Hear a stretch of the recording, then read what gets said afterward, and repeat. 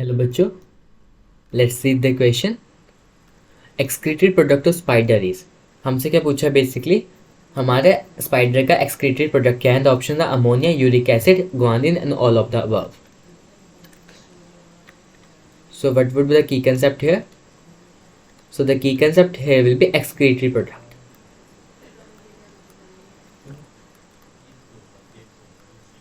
Excretory product अगर बात करें, बेसिकली हमारे जो मेन एक्सक्रीटरी प्रोडक्ट है वो है ammonia, urea and uric acid.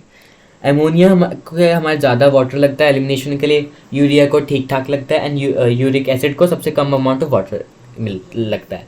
तो द क्वेश्चन इज दैट कि फिर अमोनिया एंड यूरिक एसिड में से कोई एक एक्सक्रीटरी प्रोडक्ट है स्पाइडर में, but there is like a trick in that. जो एक्सक्रीटरी प्रोडक्ट तो स्पाइडर को ग्वानिन है।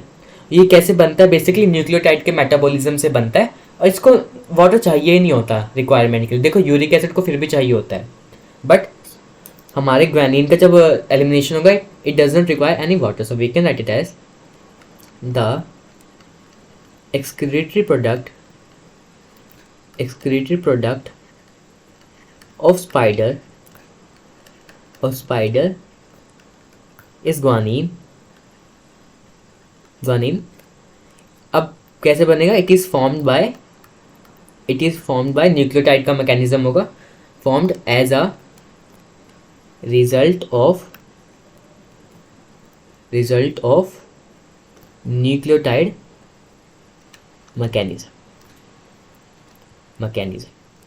अगर और बात करें एक्सक्रीटरी प्रोडक्ट ऑफ स्पाइडर के बारे में, जो ग्वानिन है ना, it does not require any water as I stated, so we can write it as it does not require